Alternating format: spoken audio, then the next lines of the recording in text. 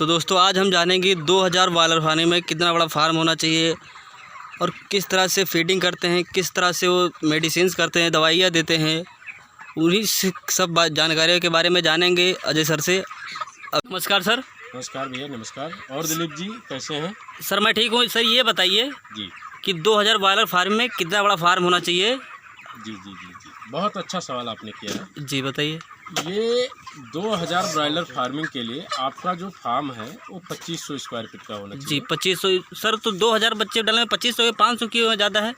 नहीं, एक्चुअली होता क्या है कि आपको गर्मी के टाइम पे 1.2 का रेशियो स्क्वायर फीट की जगह चाहिए जी और नहीं, सर्दी में 1.2 स्क्वायर फीट जगह चाहिए जी और जब आपकी गर्मी आ जाएगी तो 1.4 स्क्वायर फीट जगह चाहिए। इसलिए 2500 स्क्वायर फीट का होगा जी तो आप 2000 बर्ड आराम से डाल सकते हो। जी। और जैसे कि आपको दाना रखने के लिए या जो भी आपका बर्तन है वो रखने के लिए, आपको रहने के लिए, हाँ खुद अगर रोज में आपने रहेंगे। अलग से बनाया हुआ है, जी स्टॉक रूम बनाया है, जी लेबर रूम बनाया है, तो फिर कोई दिक्कत नहीं है। वरना जैसे कि मेरा हालत जो इस समय है कि मेरे जो वर्कर हैं उनको रहने के लिए भी सही स्पेस नहीं मिल रहा है। जी तो ऐसे सिचुएशन के लिए अगर आपके फार्म का थोड़ा सा साइज बड़ा होगा तो आपको ज़्यादा अच्छा रहेगा। जी अगर फार्म मान लीजिए कि आपने 3000 स्क्वायर फीट का फार्म बनाया है जी तो उसमें आपका 2500 स्क्वायर फीट में तो बर्ड आ जाएंगे। जी 500 स्क्वायर फीट जो आपको बचेगा उससे आप क्या कर सकते हैं, उसको रहने के लिए स्टॉक रूम बना सकते हैं। तो जी इस हिसाब से कि जितना बड़ा आपका फार्म होगा, मतलब फार्म है उसके अनुपात में आपको स्टॉक रूम और रहने के लिए ये सारी चीज़ें आपको बनानी पड़ेंगी भैया। जी। सर बताएं फार्म कच्चा होना चाहिए या पक्का होना चाहिए? देखिए, जैसे कि काफ़ी किसान भाई होते हैं उनका फार्म जो है कच्चा होता है जी और काफ़ी किसान भाई ऐसे होते हैं जिनका फार्म जो है पक्का होता है। जी बात ये नहीं है कि आपका फार्म कैसा है, बात जी। ये है सर नहीं, कि ये जो नए मैनेजमेंट फार्मर कैसा हैं, है। जो नए फार्मर हैं वो फार्मिंग करना चाहते हैं जी जी या पोल्ट्री फार्म करना चाहते हैं, तो उनके लिए बताइए कि ये कच्चा बनवाएं या पक्का बनवाएं? नहीं, अगर स्टार्टिंग पीरियड है तो जी आप कच्चा ही साइड से शुरू करिए।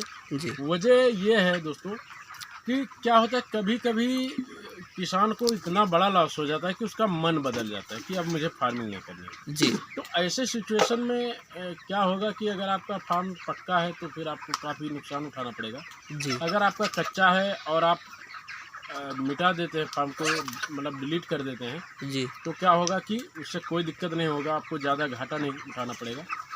तो अगर पक्का होगा तो फिर तो आपको उसको तोड़ने में भी बहुत ज़्यादा प्रॉब्लम हो जाएगा। जी जी तो इस हिसाब से मेरे कहने का मतलब ये है कि शुरुआत के दौर में जब आप सीख रहे हो तो आप कच्चे साइड से ही सीखें। जी। सर बताएं 2000 बर्ड में कितना बर्तन लग जाता है? देखिए, बर्तन जो है आपको छोटा ड्रिंकर लेना पड़ेगा, छोटा फीडर लेना पड़ेगा, बड़ा ड्रिंकर, बड़ा फीडर। होता क्या है कि अगर आपके पास ऑटोमेटिक ड्रिंकर है, जैसे कि अभी मैं एक अनुपात बताता हूँ, उस रेशियो में अगर आपके पास बर्तन है तो आपको कोई दिक्कत नहीं आने वाली है। जी जैसे कि 35 बर्ड पे एक बर्तन की ज़रूरत होती है। जी जी इस हिसाब से आप अपना आगे गुणा भाग करके समझ सकते हैं कि कितना बर्तन चाहिए। जी वैसे अगर कैलकुलेशन किया जाए तो मैं बता सकता हूँ, ज़रा मेरा फ़ोन दीजिए, मैं बताता हूँ आपको कि कितना बर्तन लगेगा। जी जी बताइए। 1 मिनट ज़रा रुकना पड़ेगा आपको। जी जी रुके हूँ। आप जैसे कि 2000 को हम भाग कर देंगे, सॉरी भाग करेंगे 35 से, तो हमारा बन रहा है 57 बर्तन, जी यानी 57 है। जी 58 के करीब में बनेगा। तो 58 बर्तन मुझे छोटा चाहिए, 58 बड़ा चाहिए, 58 पानी का, 58 दाने का। जी तो इस तरह से आपको 58 बर्तन 4 प्रकार के बर्तन खरीदने पड़ेंगे। जी। जी। और सर ये दाना बताएं या फीड किस तरह से लगाते हैं आप, कितना लग जाता है? अब ये जो है भैया, जैसे कि फीड की बात आपने की है, जी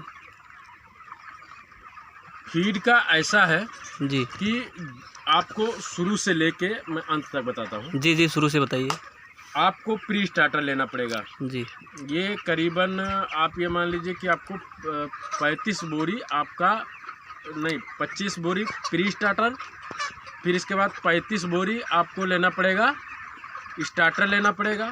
जी। फिर इसके बाद में आप जितने दिन बर्ड रखते हैं उसके हिसाब से आपको फिनिशर लेना पड़ेगा। यानी कुल मिला के लगभग ये मान लीजिए कि आपका बर्ड अगर 37 से 40 दिन तक रहता है आपके फार्म में, जी। 2000 बर्ड, तो आपका 105 से 115 बोरी दाना लगना ही लगना है।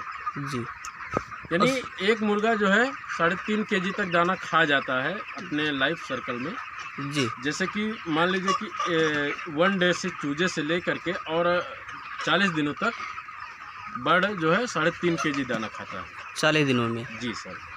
और सर ये दवा बताएं आप, दवा कितना लगाते हैं, किस समय लगाना पड़ता है? देखिए दवा जो ये है बीमारी के बारे दवा में। सिचुएशन के हिसाब से लगती है। जी।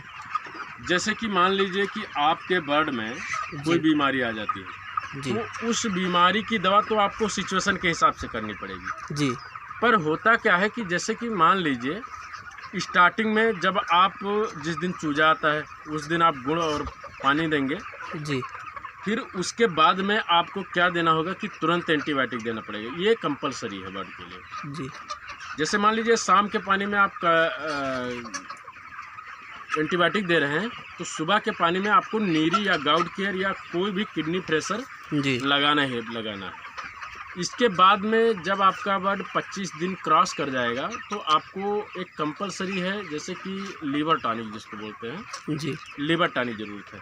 अगर किसी मान लीजिए आपके फार्म में कोई भी वायरल वाली बीमारी नहीं आ रही है, जी। पर उस टाइम पे भी आपको क्या करना पड़ेगा कि कोई भी वायरल की बीमारी जो है BH की बीमारी का आपको स्प्रे करते रहना है।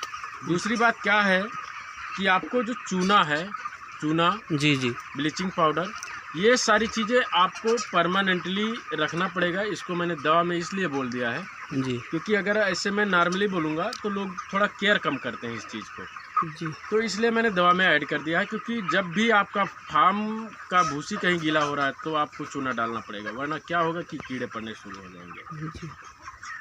तो इस तरह से आपको इसके बाद में जब आपका बर्ड मान लीजिए आपने दिया है वैक्सीनेशन हुआ है, जी। वैक्सीनेशन के बाद में तुरंत अगर आप एंटीबायोटिक दे रहे हैं तो अच्छा है, नहीं तो होगा क्या कि CRD आने का खतरा बना रहता है।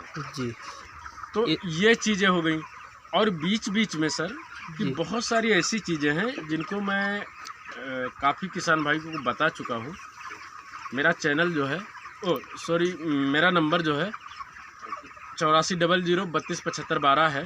जी। इस पे सिचुएशन के हिसाब से मौका देख करके किस मौके पे कौन सी दवा लगानी चाहिए, जी। इसके हिसाब से मैं दवा बता सकता हूँ। और भी बहुत सारी बीमारियां हैं, पर बीमारियां आएंगी तभी उसकी दवा होगी, जी। ऐसे तो दवा होगी नहीं। सर मैं आपका नंबर है डिस्क्रिप्शन बॉक्स में डाल दूंगा। बिल्कुल सर, बिल्कुल। और सर ये बताएं, लिफ्टिंग आज 40 दिन हो गया है, जी जी तो आज लिफ्टिंग होएगा? जी बिल्कुल सर, क्योंकि 40 दिन आज कंप्लीट है जी। और इसीलिए मैंने बर्ड को फीडिंग नहीं कराई है। जी। क्योंकि फीडिंग कराने के बाद फीडिंग नहीं कराया जाता है, क्योंकि और किसान भाई को कराना भी नहीं चाहिए। जी। क्योंकि उस टाइम पे लास्ट टाइम पे अगर आप फीडिंग कराएंगे तो क्या होगा कि थोड़ा सा वेट तो बढ़ जाएगा, लेकिन सामने वाले को भी काफ़ी नुकसान हो जाया करता है। जी। तो किसी के साथ धोखाधड़ी ना हो। आज मेरा जो है लास्ट दिन है, 40वां दिन है, जी। और आज जो है बर्ड का मैं लिफ्टिंग करवाने वाला हूँ। जी। रात में होगा? जी जी जी जी जी। तो इसलिए मैं इनको किसी भी प्रकार का फीडिंग नहीं करवा रहा हूँ। तो दोस्तों वीडियो को लाइक करें और कमेंट करके आप सवाल पूछ सकते हैं, मैं हर सवाल का जवाब देने की कोशिश करूँगा। और जो चैनल पर नया है श्रावस्ती फार्मिंग को सब्सक्राइब जरूर करें और ज़्यादा से ज़्यादा अपने दोस्तों के साथ शेयर करें। चैनल